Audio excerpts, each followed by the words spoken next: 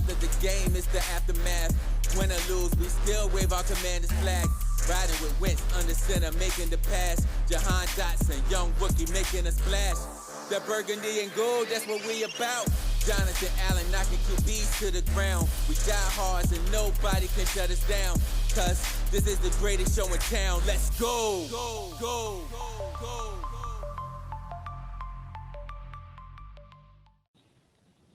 What's good, Washington Commander fans? All right.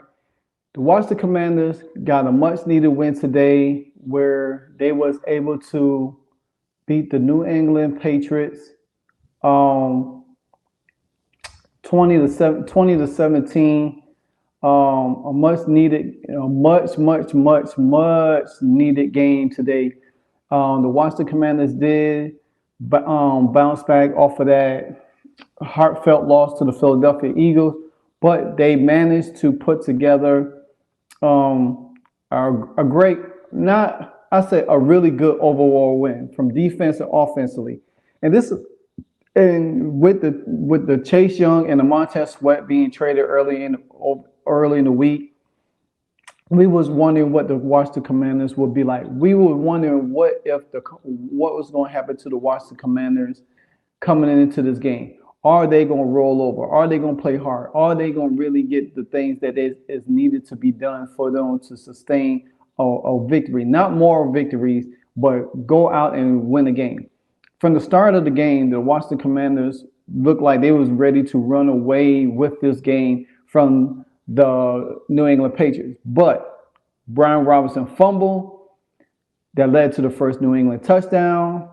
Then Washington could not sustain the next drive. They punted the ball. They gave up the biggest play of the game, a 64-yard run by Ramon Stevenson, and that was the biggest play for the New England Patriots. It was one of the last. But I think that the defense played solid, even though they didn't get any sacks. They played solid. They put pressure. They forced Matt Jones to throw the ball quicker than he normally did. We didn't give out no running lanes on it. Like I said, that one big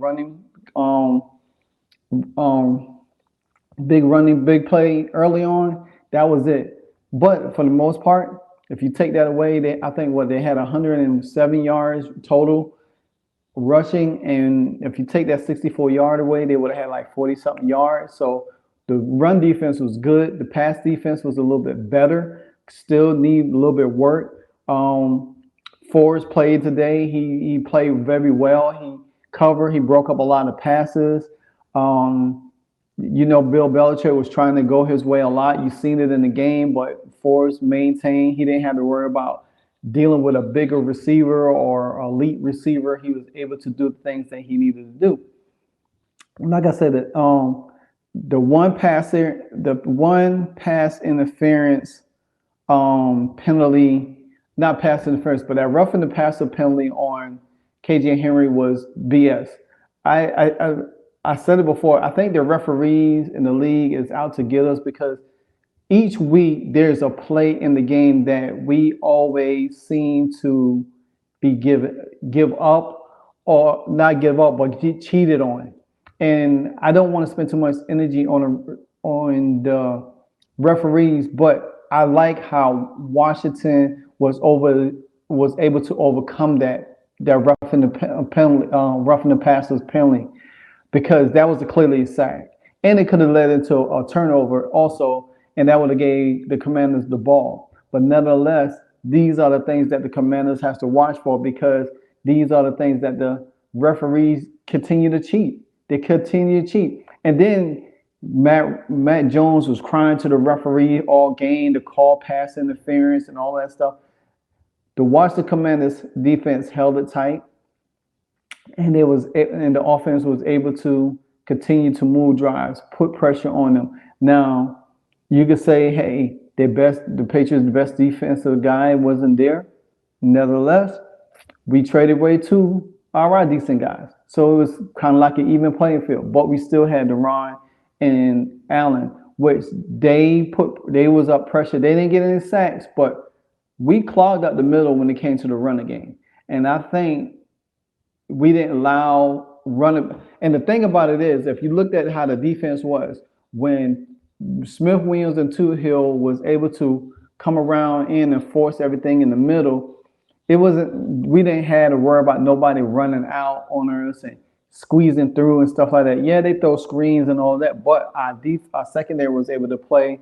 Jamin Davis got his hand on the ball to break up a major third down play to Ramon Stevenson. St. Jude's played well, but I do want to give my hat to Forbes. He kind of like, I won't say redeemed himself, but he played well enough. And if his play continued to grow throughout the rest of the season, then he could have a lot of confidence going in and understand where he need to be. And I still think Darrell Green should work with him. I think Darrell Green will be very beneficial to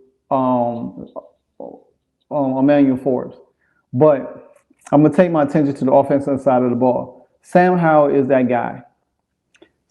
We have our franchise quarterback. We don't even need to look any further. Sam Howell passed for 325 yards today, 1 touchdown, 1 interception, 3 sacks. His passer rating was 84.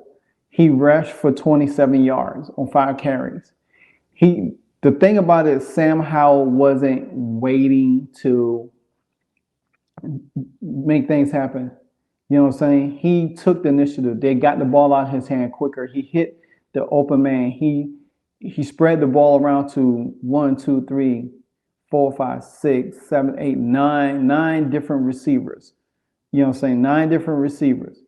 And what made it so interesting is that how Sam Howell was able to roll out the pocket. I mean, he was making some spectacular plays. Some plays was look like that one play he threw off it across the field to Pringle. That was crazy to say the least. That was crazy to say the least. But he was able to do that. He was able to make that happen to continue to keep the drive alive. Now, the only thing, a critical thing I would say that going into halftime, when you had a chance to put a score on the board, either a touchdown or field goal, you should have threw the interception throughout the end zone instead of trying to force it to Jahan. That killed the drive. You got to learn how to take the points. But nevertheless, a lot of people say, well, he can't make them mistakes. Franchise quarterbacks can't. Well, I disagree, because you got franchise quarterbacks out there that take risks all the time. Aaron Rodgers would throw an interception like that. You got to think Patrick Mahomes, Josh Allen, all of them guys would do that stuff. But we just ain't built to overcome a lot of mistakes. That's the one thing. Them guys are built that way to overcome any mistake. And I think Sam Howell would learn that. I think Sam Howell would get better. And I think Sam Howell will put this team in a lot of position. I think this team is going to be in the right direction to overcome a lot of things. Right now, it's a growing process. And we have to be careful how we approach these games. We got to win games, whether it's close games, blowouts, or whatever the case may be.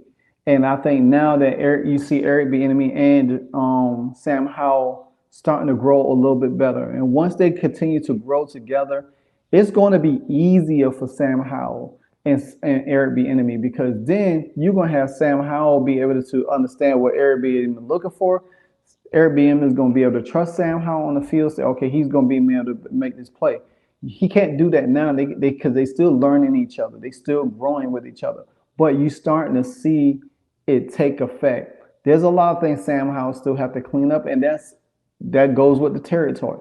But you cannot say that this guy, ball placement, the strength of his arm is not on an elite level. He could put that ball anywhere. The receivers catch it. And that's going to make this offense in the future really dangerous, because now you're going to have a guy back there that can make these throws. You can't sit back there. He's going to be able to come out the pocket with his feet. I still think that the Commanders still need like a really good receiver that could take the ball off the top. Now, Jahan is that guy, but Jahan has dropped some passes, but he he caught a really good pass because him and Terry was running the same way. And good thing Terry did fell down because that could have been not a touchdown. So Terry had a touchdown today. He dropped it. Pringle had, not Pringle, but De'Ami had a touchdown. He dropped it. So we could have easily had like 28 points in this game, 28 points strong in this game. But nevertheless, we just got to be able to be built a little bit better. And I like the way the defense was. Even though we didn't get sacked, we got pressure up the middle. We got pressure. We was able to stop the run. We got our hands up in the defense. So I think this is the first time this new defensive group with Casey Toohill and James Smith-Williams on both sides. And I think once they start working with Allen and paying a little bit more, now that they are the starters, then you're going to have Jones coming in and you're going to have KJ and Henry. And that roughing the passer is some bull crap. It's some bull crap because the fact of the matter is that I hope the league look at that and reverse that and give Henry that sack because that was a clear sack. There was no formal way and fashion that should not been a sack. That should not been roughing the passer. If he clearly didn't rough the passer, I could see if he speared him with his helmet in the back, then that would have made sense. But that wasn't. He clearly tackled a guy straight up and forced him to fumble the ball. So my thing is that I think the Commanders can beat Seattle going into Seattle next week. I think it's going to put a lot of pressure on Seattle to get after Sam Howell, and I think Sam Howell is going to do some things. And I think this team is going to start feeling a little bit better winning because right now you're 4-5. You could win Seattle, win the game against the Giants. If you win the next two games, you're 6-5 going into Dallas on Thanksgiving. And guess what? If you beat Dallas on Thanksgiving, you're 7-5. You're in a great position from that point on. You're 7-5, and then you really are setting yourself up for the rest of the season. You think about it. Because then we have the Dolphins, a team that I was worried about, but now I'm not so worried about it because you still got Tyreek Hill, but they don't have a great running game, and you can get to Tua. So that's another thing. And they do have Waddle, but I think as long as we play over the top, there's going to be a lot of motions. So nevertheless, then you got the Rams, Jets, the 49ers. So we don't have to worry about the 49ers until the second to the last game of the season. So by that time, the 49ers and all of them probably clinch their division or playoff spot or whatever the case might be. And we can make some things. But it's one game at a time. I'm enjoy this win. I'm glad to see the defense look a little bit different. I do want to see them able to get some sacks in the next game or two and everything like that. And I think, like I say, this unit will be different. They'll be able to work a little bit closely together now because you had Sweat and Chase with them so long. And if you look at how the defense was, they didn't give out running gaps. Now, granted, New England is not such a good team, and at the same time, but they are capable of beating you. You know what I'm saying? They didn't go down without a fight at all. So, me personally, I like it. I like what it was, even though Brewer had that one fumble, but he ran hard. Gibson ran hard. You know, they caught out the backfield. There was a lot of quick slants, wide receiver screens, quick throws. Doing the style of stuff that it keeps the team off balance. And once Washington could start mastering that, they're going to be a team that you ain't going to really want to play because of the fact of the matter is that they are going to be able to keep you off kill. They're going to keep you guessing all the time. They're going to hit you with quick stuff. It's not like now we have to search for a quarterback. Now we could go in the draft. I'm really getting, going like all in the future. But you look at it, you take this game and say, okay, this team still need to improve in the secondary a little bit. A true safety. That's what we need. A true pass defend linebacker. Even though we got Hudson, but he's small. He's not going to be able to deal with somebody like a Goddard or You're seeing with Hunter Henry today. Now he played him really good, but Hunter Henry still was able to get that one touchdown, early in the game over him. But we need a guy like that. I would love to see Jabril Cox came in the game and see what he was able to do in that sense. So kind of like mix it up a little bit. I did like how Jack Del Rio was able to mix the defense up a little bit more. Was able to put different personnel, allow everybody to get their share in there. And I think this defensive unit could be a little bit better than with Chase and Montez on there. I know a lot of people were screaming about, oh, we gave up to them and all of this stuff. Yeah, we might not get no sacks, but I think I like our chances to pressure, and if the sacks come, I do want to see Deron a little bit more. I want to see Deron and Allen a little bit more, be a little bit more present, getting to the quarterback to help, because them guys on the end is going to be able to help them. And so once they could develop trust and continuity together, even though they had played with them before, but this is a everyday starting thing, not just a spur of the moment to come in to relieve this person or relieve that person. But the league really gonna have to do something. The league gonna have to really do something about the referees, because this is every week, man. It's every week that the referees are making these bad judgment calls. And good thing Ron Rivera was able to challenge this one for the first time and win it. And it just shows that, we're going to have to play. We can't rely on the referees to change anything from us, because we're going to have to go out and take it. But good overall win. Still a lot of things to clean up, but a good solid win for the Commanders. Now we move on to Seattle next week. And then, we see what happens from there. This is a game that they could build on. They could be able to trust each other. They could say, hey, you know what? We can make it. The NFC is still wide open. It's not the realm of possibility that you can't make the playoff. You just got to believe and go out there and win these games, point by point. Another note that is Sam Howell has passed for over 2,500 yards in 10 games. And nobody has done that in a long, long time. So I'm happy for Sam Howell. I mean, he's proven that he's that guy. He's proven that he's that guy.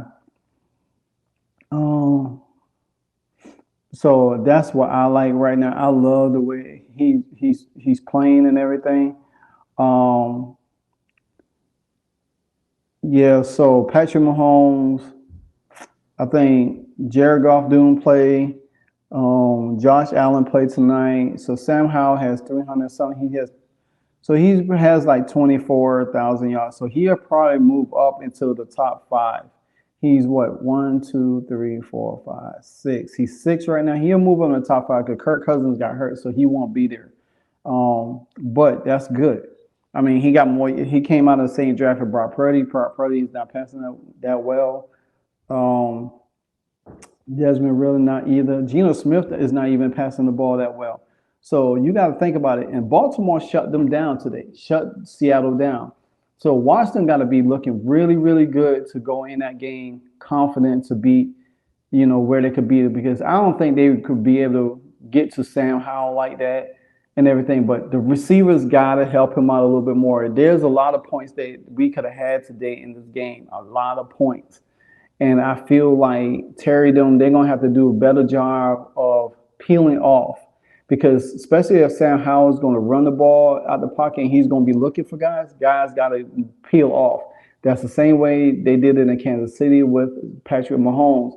You got to start knowing when your quarterback is going to move out the pocket and be able to be in the open areas, because them are momentum killers right there. When a defense coming at your quarterback and he scrambles and he's able to find an open guy, them backbreaker moments, because you done did everything you can. Then you have to regroup all over again and say, dang, this guy might end up doing it to us again. So you gotta make the defense play differently.